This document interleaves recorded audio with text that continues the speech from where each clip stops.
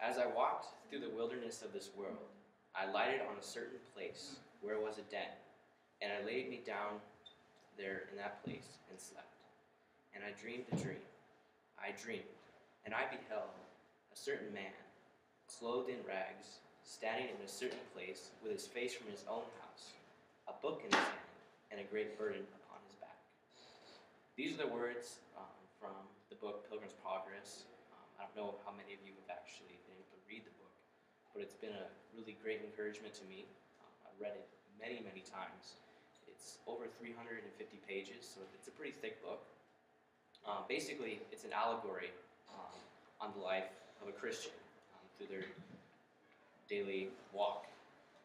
First of all, a Christian starts out with this huge burden on his back, and he does not know what to do. He's stuck. It's basically the burden's killing him, and he tries to get consolation from his family and his friends, but they think he's completely crazy. So in the end, he has to leave them and go on a journey to get this burden off of his back. And he's guided by a little book, which represents the Bible. And that little book, as long as he follows the book and keeps his eye on the light, he will be safe. But on his journey, just after he left his city, actually, he falls into a slough of despondency just because he took his eyes off the light and began to follow someone else's teaching and basically kind of look at his friend for advice instead of keeping his eyes on the light. So it's a very helpful parallel. Throughout the story, he runs into giants and dangers.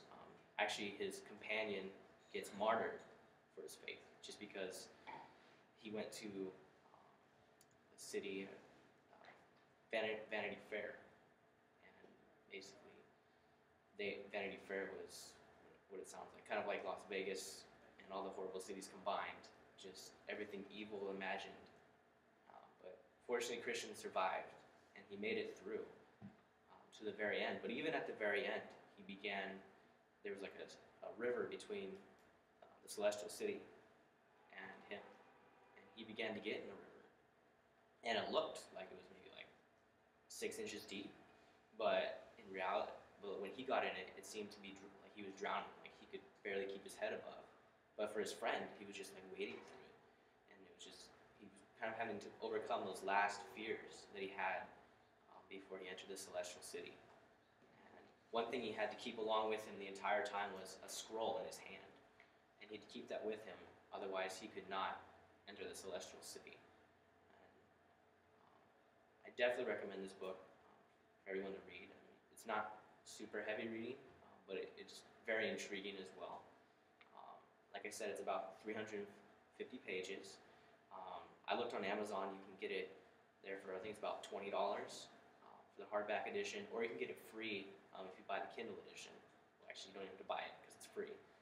And then there's also a sequel to it, Christiana, which actually tells how his wife and children finally make it to the kingdom. So it's a really powerful story.